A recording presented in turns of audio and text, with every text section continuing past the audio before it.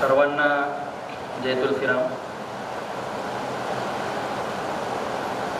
अज्ञानातिमिरान्धस्य ज्ञानाञ्जनशलाकया चक्षुरुन्मीलितं येन तस्मै श्री गुरवे नमः. अज्ञानाचा अंधकार दूर करून ज्ञानाचा प्रकाश देणाऱ्या माझ्या हृदयस्थ गुरूंना प्रथम वंदन. त्याचप्रमाणे भारतीय संस्कृतीने सांगितले आहे की श्रूयताम देवदेवेश नारायण जगतपते. जे समोर उपस्थित श्रोते असतात ते भगवंताचा अंश असतात आणि अशा तुम्हा सर्वांना मनापासून नमस्कार. मी माझं भाग्य समजतो की मला तुम्हा सर्वांची सेवा करण्याची संधी मिळाली. आपण सगळे लांब लांबून आलात आणि जे काही आलात मनोरंजनासाठी तर मी सांगतो की मुळीच नसाल आलात. प्रत्येक जणाला माहीत आहे की काही ना काही शारीरिक व्याधी, काही ना काही मानसिक व्याधी या प्रत्येकाला आहेत आणि याचा आपल्याला एक रस्ता हवा आहे.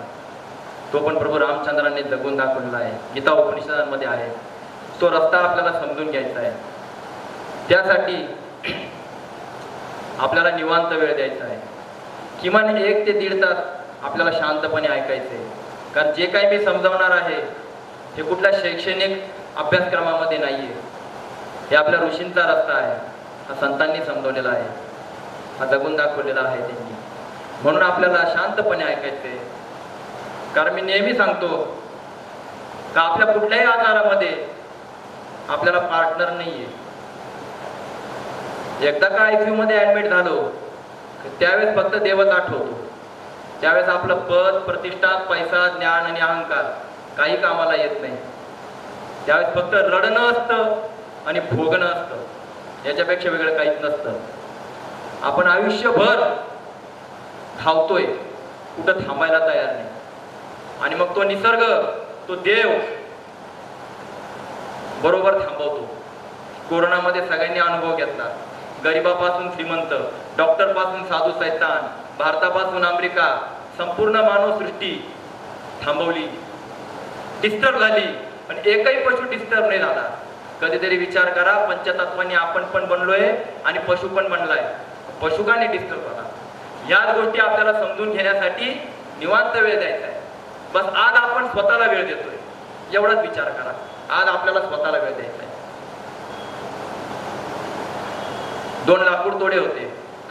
त्यांनी ठरवलं का आपल्या दोघांमध्ये पैंज लावू कोण जास्त लाकडं तोडतात दिवसभरामध्ये. त्यामुळे त्यांनी काय केलं, सुरुवात केली. एक होता, त्यांनी सकाळपासून संध्याकाळपर्यंत कंटिन्यू लाकडं तोडायला सुरुवात केली. तो थांबला नाही. दुसरा जो होता तो मध्ये मध्ये तास 2 तासामध्ये 15 मिनिटं थांबायचा. असं दिवसभर तो 2-3 तासात 15 मिनिट थांबत होता. मग ज्यावेळेस संध्याकाळ झाली त्यावेळेस दोघांची लाकडं चेक केली तर कोणाची लाकडं जास्त भरली असेल तर जो 15 मिनिट मध्ये थांबत होता त्यांनी जास्त लाकडं तोडली. तुम्ही म्हणाल कसं काय? तर तो 15 मिनिटामध्ये तो त्या कुऱ्हाडीला त्याच्या धार लावत होता. ही धार लावायला आज कोणाला वेळ नाही. ह्यासाठी आपल्याला किमान 3 महिने, 4 महिने, 6 महिन्यातनं एकदा धार लावा. थांबा कुठंतरी.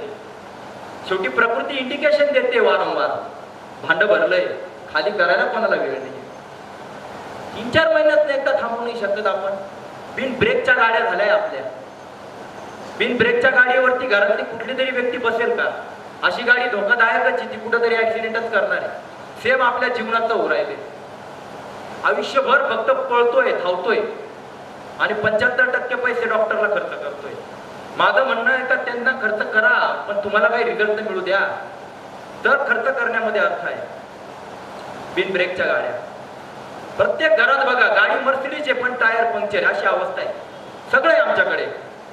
पैसा भरपूर आहे, मेडिक्लेम चांगला आहे, डॉक्टर कमी नाहीये, सल्ले देणारे गल्लोगल्ली आहे. युट्यूब वरती तर, फेसबुक वरती तर अक्षरशः पीक आलेले.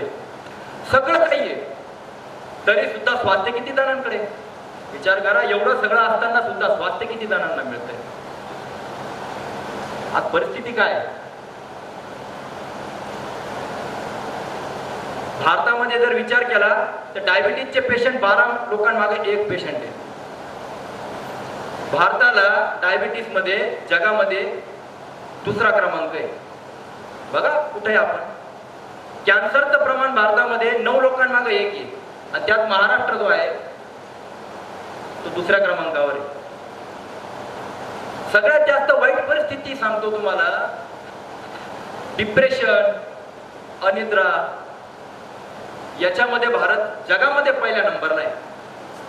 अहो, ज्या भारतामध्ये 10 अवतार झाले माणसाला उत्साह वाढवण्यासाठी, त्याच्यातल्या जीवनातला निरुत्साह काढण्यासाठी, त्याला तेजस्वी जीवन कसं जगावं हे समजवण्यासाठी, ज्या भूमीमध्ये राम नाचले, कृष्ण नाचले, त्या भूमीमधला माणूस डिप्रेशनची शिकार आहे आणि जगामध्ये भारत पहिल्या नंबरला आहे. करा विचार कुठं चाललोय आपण. जिथं 700 श्लोक असणारी दिव्य भगवद्गीता ज्या देशामध्ये दिली भगवंताने, त्या गीतेला फक्त नमस्कारच करण्यापुरती राहिलेली. एक एक श्लोक माणसाला तेजस्वी बनवतो, मानसिक सगळे डिप्रेशनचे प्रॉब्लेम सॉल्व्ह करतात. सगळं असताना सुद्धा आज भारत पहिल्या क्रमांकावर डिप्रेशन मध्ये. हार्ट अटॅकचं प्रमाण भारतामध्ये 50% आहे. 50% हार्ट अटॅक संबंधित असणारे प्रॉब्लेम. कुठं चाललोय आपण. तरी कोणी थांबायला तयार नाही, कोणी विचार करायला तयार नाही.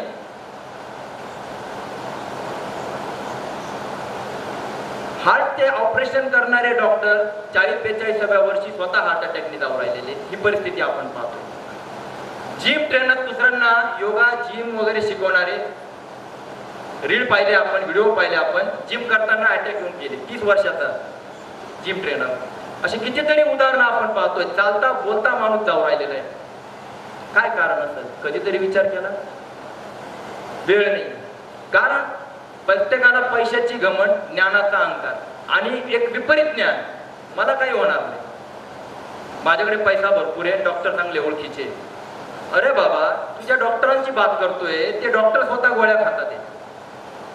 जर गोळ्या औषधांनी माणूस बरा झाला असता तर पहिले डॉक्टर स्वस्त असते.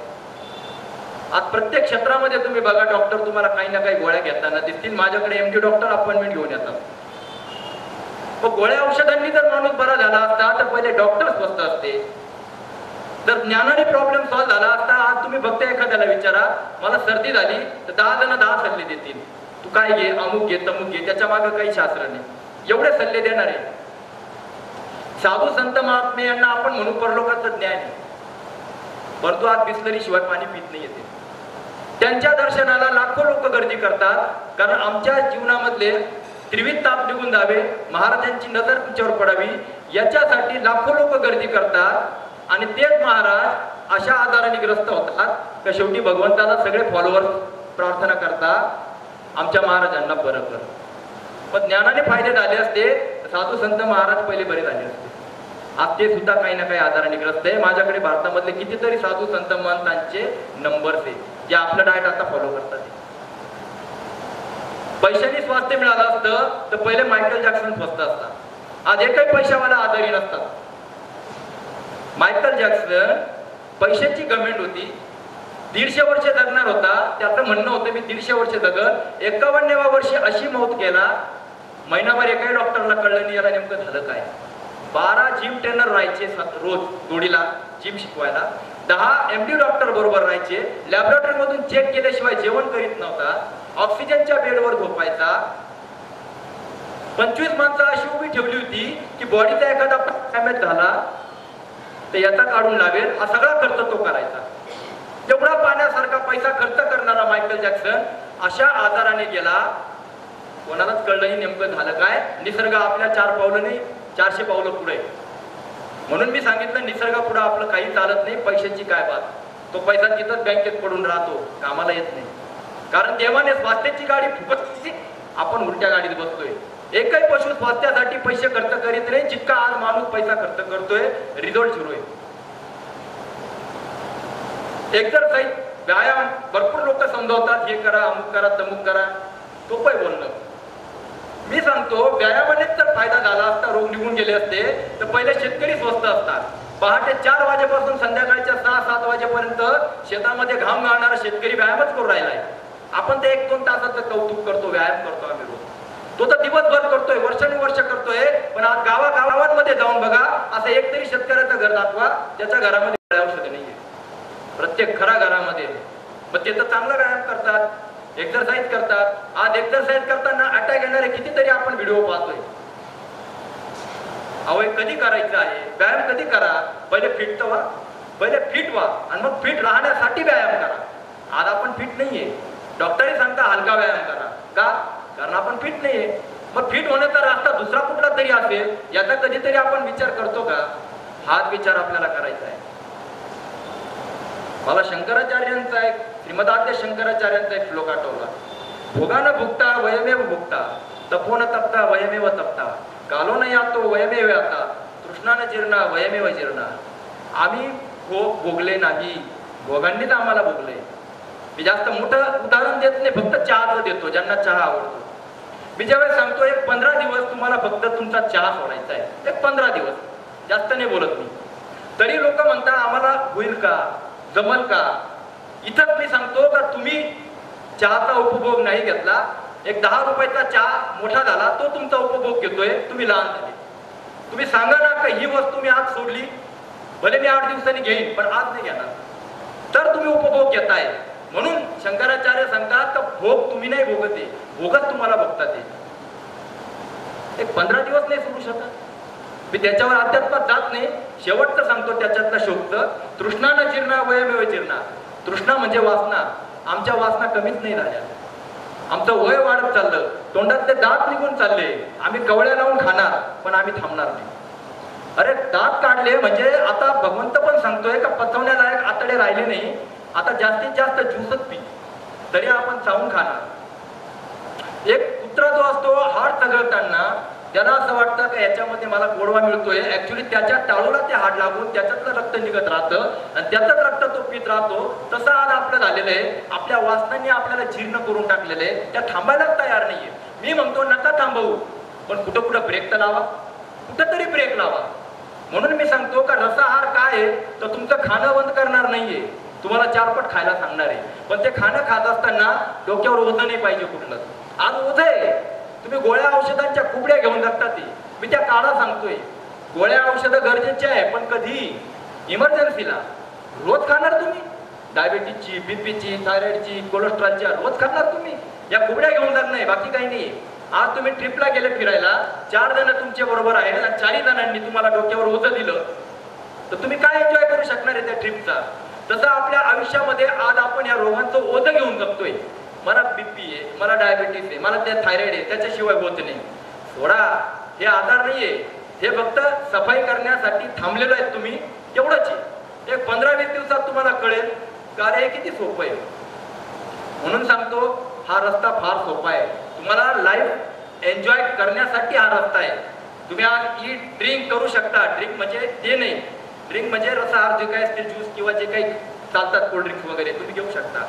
परंतु ईट ड्रिंक करू शकता, पण बी मेरी राहण्यासाठी तुम्हाला बॉडी शुद्धच करावी लागेल, सफाईच करावी लागेल. नाही तर बिमारी ही 5वीला पुजलेली प्रत्येकाच्या, ती येणारच येणारच. म्हणून चांगलं खाता, चांगलं पितात, चांगलं राहतात, तरी प्रत्येकाच्या घराघरामध्ये आजार पण आहे की नाही. म्हणून मी नेहमी उदाहरण देतो, काय प्रगती झाली आपली. विज्ञान युगामध्ये जगणारी माणसं आपण मंगळापर्यंत पोहोचून घरामध्ये फक्त औषधं वाढली, याच्यापेक्षा काय प्रगती आहे. आज किती जण मला सांगू शकतात 100 वर्षापर्यंत मला कुठल्याही डॉक्टरची आवश्यकता पडणार नाही, छातीत ताकद नाही राहिली बोलायची. 50-60 नाही झाले तर कुठल्या ना कुठल्या गोळ्या आजाराने चालू आहे. वरून काय सांगतात, नाही आता काय वय झालंय. कसलं वय झालंय? आपले ऋषी मुनी 100 वर्षापर्यंत निरोगी राहायचे, कुठल्याही प्रकारचा आजार होत नव्हता. काळ नाही बदलला, काळ तोच आहे. आधे चिमणीच्या पोटी चिमणीच येते, गायीच्या पोटी गाय येते, काळ नाही बदलला, आपली विचारधारा बदलली. जर आज आपण जर ठरवलं, या 15 दिवसामध्ये मी जे सांगतोय ते फॉलो करा, अनुभव करा, 3-4 दिवसामध्ये तुम्ही मोकळे झालेले राहा. या 15 दिवसामध्ये वजन 5 ते 7 किलो कमी होऊन एनर्जी लेवल 4 पट वाढलेली राहील. आज एनर्जी किती जणांमध्ये दिसू राहिली? एनर्जीचा अर्थ काय? मी एकदम जबरदस्त बॉडी दिसते, त्याला एनर्जी नाही म्हणत मी. एनर्जीचा अर्थ कुठलंही पाणी तुम्ही प्या, तुम्हाला त्रास नाही झाला पाहिजे. अरे आज हॉटेलमध्ये गेल्यावर बिसलेशिवाय पाणी न पिणारे आपण लोक झालोय. पंक्चर लाईफ जगतोय, मी एवढंच सांगतोय. एक पंक्चर गाडी, बाकी काही नाही राहिलं आपल्यामध्ये. म्हणून मी फिट त्याला म्हणतो का कुठल्याही ठिकाणी जा, पाणी पिताना घाबरले नाही पाहिजे. अरे देवाने फिल्टर बसवलेले, पण डोक्यामध्ये एवढा कचरा भरलेला आहे. 70% आधार डोक्यातल्या कचऱ्यामुळे, बाकी आधार आहेच नाहीये. पाणी आपण पिताना आत बिसलरी शिवाय पित नाही का? साधं पाणी पचत नाही. मी त्याला फिट म्हणतो जो कुठलाही पाणी पितो. मी त्याला फिट समजतो तो कुठल्याही वातावरणात फिरतो, त्याला काही त्रास व्हायला नाही पाहिजे कुठल्याही वातावरणामध्ये. हे मी सल्ले नाही देते, 10 वर्षापासून जगतोय. आता 4 दिवसापूर्वी आम्ही गिरनारला जाऊन आलोय. यशवंत साहेब आणि आम्ही गिरनारला जाऊन आलो. 10,000 पायऱ्या चढून 5,000 उतरलो, 5,000 रोपीने आलो. वेळ नव्हता तेवढा म्हणून. एवढ्या भर उन्हामध्ये 45 डिग्रीच्या तापमानात कुठला त्रास झाला? शरीर तसं बनलंय, हा रसाहाराचा परिणाम आहे. म्हणून मी सांगतो या सगळ्यांमध्ये ही शक्ती आहे. स्वतःला कमजोर समजू नका. आपण फिटत आहोत. फक्त आज गाडी कार्बोरेटर मध्ये कचरा आलाय, कुरकुर करते, सर्व्हिसिंगला लावायची. ह्याच्यापेक्षा वेगळं काय करायचंय आपल्याला? ही सर्व्हिसिंगला लावू नये आपल्याला. जाऊन आलो 8 दिवसामध्ये, फिरून आलो, देवदर्शन करून आलो आणि पुन्हा कामाला लागलो. कुठला थकवा? आज लोक 8 दिवस फिरून नाही आले तर 15 दिवस आज आराम करत बसतात. काही व्हायला नाही पाहिजे. हा याला मी फिटनेस म्हणतो. दिसणारी बॉडी अलग, शोकेसची बॉडी अलग, आणि कुठलंही वातावरण बदलो, त्रास नाही झाला पाहिजे. आज एवढासा व्हायरस येतो आणि माणसाला पंक्चर करतो. काय आम्ही फिट आहोत म्हणजे दुनियामध्ये भरभक्कम आम्ही माणूस. एवढासा डास चावतो आणि डेंगू होतो. बघा किती किती आहे. कधी सर्दी झाली, वातावरण बदललं, कळत नाही. कधी खोकला कफ झाला, कळत नाही. आणि वरून म्हणायचं काही नाही, वातावरण बदललं. मग वातावरण बदललं तर तुम्हाला त्रास झाला, बाजूच्याला का नाही झाला? बाकीच्यांना का नाही होत? आज पशु गटारीचं पाणी पिऊन उकिरड्यावर खातो तरी आयुष्यभरामध्ये त्याला कुठला बीपी नाही, डायबिटीज नाही, थायरॉइड नाही. त्याला कुठल्या प्रकारचं पाठमान कंबरदुखी नाही. त्याला कधी पाहिलं कॅल्शियम कमी, व्हिटॅमिन कमी, हिमोग्लोबिन कमी. आज मात्र कुठल्या अन्नामधून कॅल्शियम मिळतं आणि व्हिटॅमिन मिळतंय याच्यावर चर्चा चालू आहे. अरे कुठला पशु गवत खाताना विचार करतो याच्यात प्रोटीन्स मिळतील का, कॅल्शियम मिळतील का? त्याला कसली कमी नाही. आणि आता आमच्यामध्ये कोणालाही चेक करा, हिमोग्लोबिन 10च्या, कॅल्शियम कमी, B12 कमी, D3 कमी. काय कमी खाऊ राहिले तुम्ही? तुमच्या घरामध्ये काय कमी खाताय?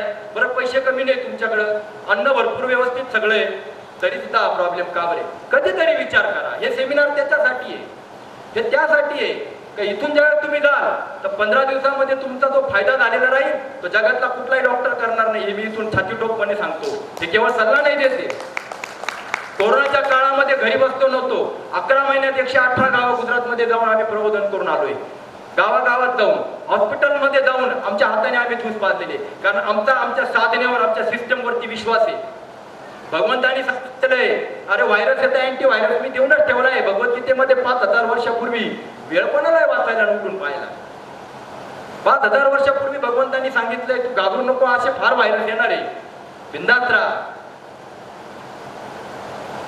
26वा श्लोक 9व्या अध्यायामध्ये पत्रम पुष्पम फलम तोयम योगे भक्ता प्रयश्चित तदम भक्ती परतम अष्टामी प्रयत्नात्मना. जो मला भक्तिभावाने पान, फूल, फळ, पाणी वाहतो त्यावर मी प्रसन्न होतो. हे देवाने त्यावेळेस सांगितलं. हा बॉडीचा अँटीव्हायरस आहे.